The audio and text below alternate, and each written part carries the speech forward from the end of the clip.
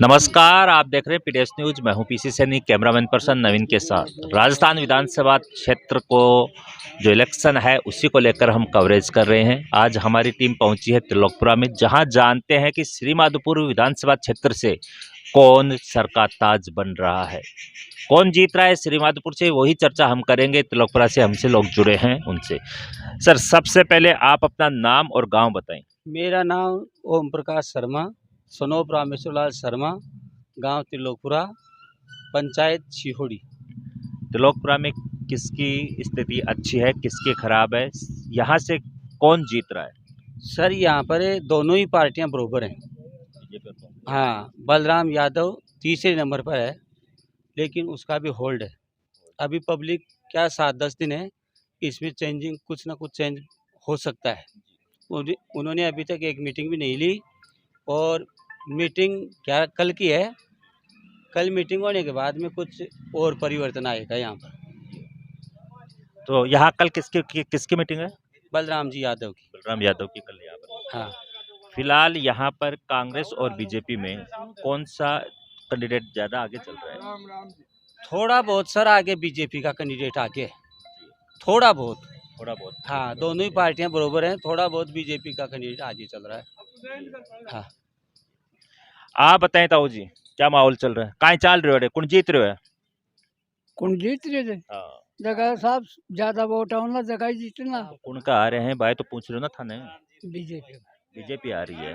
चलो आगे चर्चा और करते हैं। और बताइए, समीकरण यहाँ पे जो हो रहा है चुनाव, वो पार्टी वर्सेज पार्टी हो रहा है या कैंडिडेट वर्सेज कैंडिडेट हो रहा है? यहाँ सर कैंडिडेट वर्सेज हो रहा है। कैंडिडेट त्रिलोकपुरा में कैंडिडेट देख रहे हैं। कैंडिडेट तो फिलहाल जो कैंडिडेट है वो यहाँ का यहाँ पर क्या, पहले अध्यक्ष साहब यहाँ के अध्यक्ष साहब ने यहाँ काम बहुत करवाया है, और सहानुभूति के भी वोट हैं। अध्यक्ष साहब लास्ट चुनाव बता रहे हैं अपना, जी। तो इसमें सहानुभूति के भी उनको वोट मिलेंगे, ऐसी बात। चलिए आगे चर्चा और करते हैं और जानते हैं इनसे। आप बताएं सर, किसका क्या है माहौल यहाँ त्रिलोकपुरा में? जाबर सिंह जी का है। जाबर सिंह जी का है, और ये भी कह रहे हैं कि अध्यक्ष जी ने यहाँ पे काम करवाया। कुछ भी नहीं करवाया, दोनों रोड टूटी हुई हैं। देख लो आप, 5 साल में कोई विकास नहीं हुआ है। त्रिलोकपुरा में कुछ भी नहीं कोई हुआ। विकास नहीं हुआ। यहाँ 2 रोडों की स्टार्ट से मांग है, दोनों रोड बाकी पड़े हैं, टूटे हुए पड़े हैं, पैदल भी चल नहीं सकता है, ऐसा रोड है। अच्छा, यहाँ की हालत जो है वो यहाँ की हालत ये है। और सर्वाधिक वोट दिए हैं। मैंने भी कांग्रेस में वोटिंग की है, कांग्रेस का मतलब सक्रिय कार्यकर्ता भी हूँ, लेकिन मैं अब कांग्रेस छोड़ के बीजेपी में जा रहा हूँ। मजबूरी है कि यहाँ विकास नहीं हुआ। तो सर, दीपेंद्र सिंह जी तो विकास पुरुष के नाम से जान जाते हैं। विकास पुरुष कहलाते हैं। अरे उसी विकास पुरुष के नाते हमने वोट दिए हैं। लेकिन अब की बार जो अनदेखी हुई है, यहाँ तक कि उनके मतलब वो स्वास्थ्य मतलब खराब था, उनके पुत्र ने मालाएं मतलब पहनने के लिए, फेंटे बांधने के लिए और जेमने के लिए तो आ गया, लेकिन फिर कोई भी कार्यकर्ता फ़ोन करता है तो फ़ोन नहीं उठाता है। कार्यकर्ता पार्टी की रीढ़ की हड्डी होते हैं। तो यहाँ से मात्र 67 वोटों से बीजेपी का कैंडिडेट है भी था।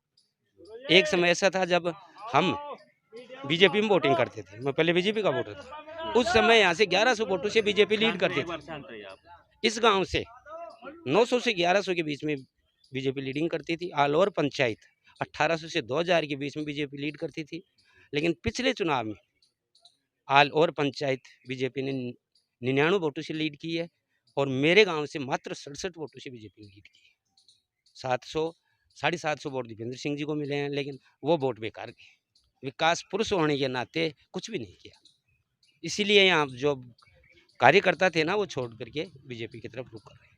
तो जाबर सिंह जी जब पिछली बार यहाँ पे पिछले साल जब विधायक थे, भाई इससे पिछले बार में, तो उन्होंने क्या करवाया, क्या विकास करवाया यहाँ? विकास का मैं तो यही कहूँगा कि मेन जनता को क्या चाहिए भाई, रोड है, पानी है, बिजली है, यही सुविधाएं चाहिए। काश्तकार वर्ग के लोग गाँव में रहते हैं, तो ये 2-3 रोड जाबर सिंह ने बनाए थे, उसके ऊपर इस विधायक ने थेगड़ी भी नहीं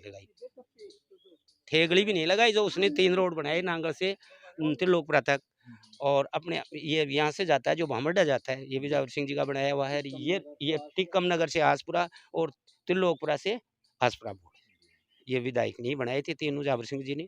ये फूट चुके हैं, इन पे पैदल भी कोई चल नहीं सकता। इन विधायक महोदय ने उनके थेगड़ी भी नहीं लगाई सर, तो रोड के मामले में उनका विकास ही है। बलराम यादव का क्या माहौल है?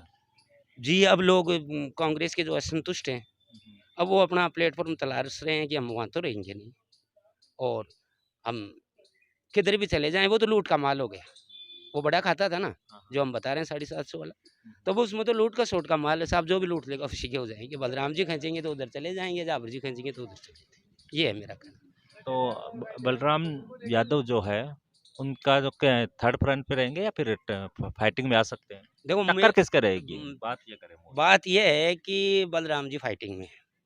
यहाँ से पार्टी का जो कैंडिडेट है वो 3 नंबर पे जाएगा। सिर्फ ओनली हाँ। तिलोपरा से या पूरे श्रीमाधपुर से? श्री माधोपुर से ही समीकरण यही बन रहे हैं, जैसे दो दो समाज है ना, वो एक जगह हो रहे हैं।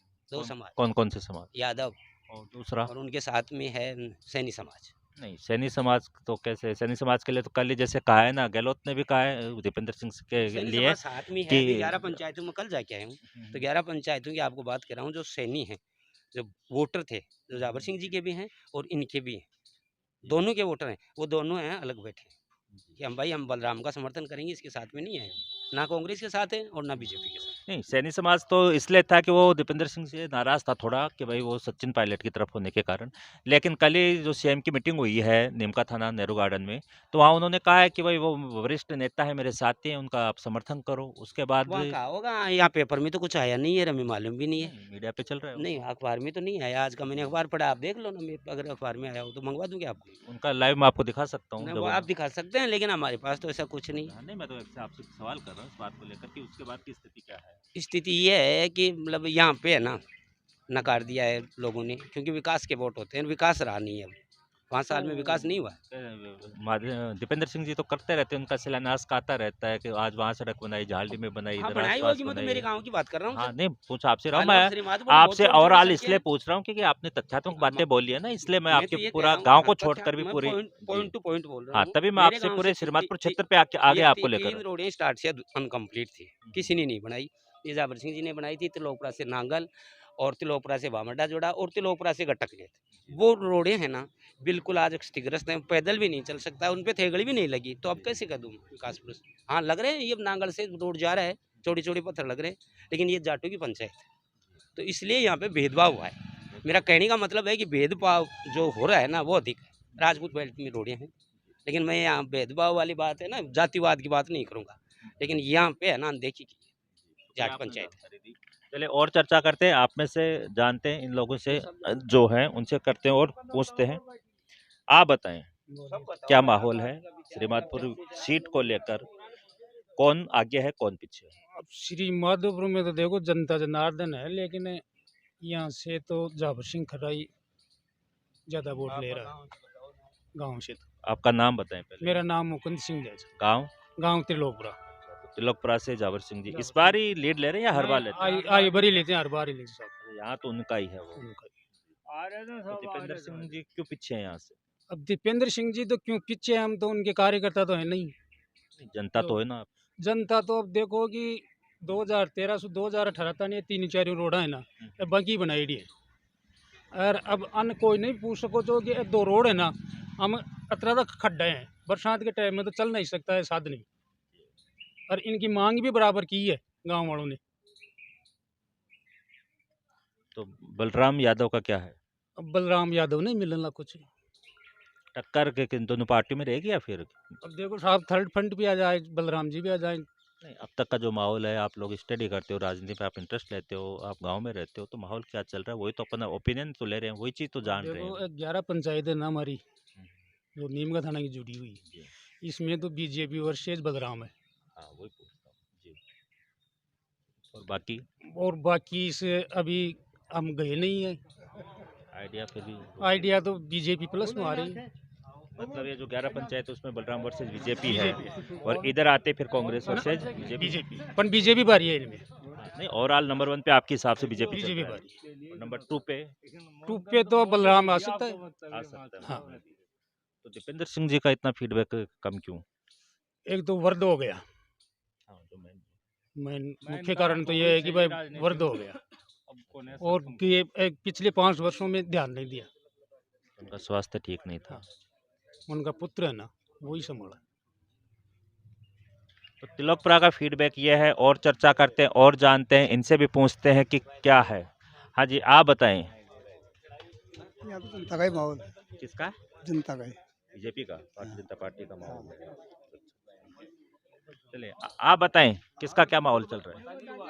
मैं तो सर अभी तो आपके सामने अच्छा, आपने बताया बता था। दिया, आप बताएं जी। इधर हो बीजेपी जाइए, इधर हो जाइए, आराम से, कोई नहीं वही चीज़ बीजेपी पूछ- का। बीजेपी का माहौल चल रहा है यहाँ से। हाँ, बाकी कांग्रेस का क्यों कम क्यों है? ये विकास के कारण से। मतलब विकास मुद्दा त्रिलोकपुरा में मुद्दा इस बार विकास का है, विकास विकास को का देख ही है, हमेशा ही रहता है ये तो। विकास करेगा उसको मिलेंगे, जो नहीं करेगा उसको नहीं मिलेंगे। तो इससे पहले भी हर बार यहाँ वोटिंग विकास को लेकर ही होती है। विकास को ही लेकर होती है। यहाँ से हर बार लीड में कौन रहता है, बीजेपी या कांग्रेस? बीजेपी। बीजेपी रहती है। शुक्रिया, आपने जानकारी दी। तो त्रिलोकपुरा में हम हैं, त्रिलोकपुरा का ही हालचाल जानते हैं, चले जुड़ते हैं लोगों से। और सबसे पहले आप अपना नाम बताएं, गांव का नाम जरूर बताएं। सर मैं ग्राम नांगल से बिलोंग करता हूँ जी, हाँ जी। नाम बताएं आप। नरेश कुमार यादव। तो नरेश जी आप बताएं, श्री माधोपुर सीट को लेकर किसकी पकड़ अच्छी है? अभी प्रेजेंट में तो है ना, वैसे तो आगे तो चल रहे जाबर जी, पर दूसरा है ना बलराम जी। दीपेंद्र जी तीसरे नंबर पे। हाँ तीसरे पे। बिल्कुल। और अपना अभी 15 तारीख बाद में है ना, जो बलराम जी का जो माहौल है ना वो चेंज हो जाएगा, वो फर्स्ट 1 नंबर पे हो जाएगा। बलराम जी का 1 नंबर पे। तो बलराम जी का फीडबैक जो है वो आप किस आधार पे कैसे लेकर कर रहे हो, ये एनालिसिस जो आपका है? सब कास्ट वाले ना, उन्होंने अब उनको खुद को कॉल कर करके बुला रहे हैं, तो उन्हीं के आधार पे मैं बोल रहा हूँ। हाँ, अभी वही ग्राम- तो। ग्राम तिलोपरा में कोई यादव नहीं है, अभी अदर कास्ट है, तो मेरे को बोल रही है कि बलराम जी को लेकर के आओ, तो अभी कल उनसे मीटिंग होनी है यहाँ, तो उसी आधार पे मैं बोल रहा हूँ कि 15 तारीख तक अपने समीकरण चेंज हो जाएंगे। आपका कहने का मतलब ये है कि इस बार श्रीमाधोपुर की जनता परिवर्तन क्यों रहे? परिवर्तन 100% जी। शुक्रिया सर, जानकारी दी। तो तिलोकपुरा में हमने जाना कि कौन है भारी श्रीमाधोपुर सीट के ऊपर, बीजेपी आगे है या कांग्रेस या निर्दलीय बलराम करेंगे इस बार सबकी ताजगी। हमारी इसी तरह की खबरों के लिए, श्रीमाधोपुर विधानसभा चुनाव की पल पल की खबर के लिए हमारे चैनल को सब्सक्राइब जरूर करें। हम घर घर गांव गांव जाकर आपको हर कवरेज दिखाएंगे कि कौन इस बार सरकार ताज पहनेगा, श्रीमाधोपुर का राज करेगा। इस खबर में इतना ही। कैमरामैन पर्सन नवीन के साथ मैं पीसी सैनी, आप देख रहे हो पीडीएस न्यूज़। Thank you.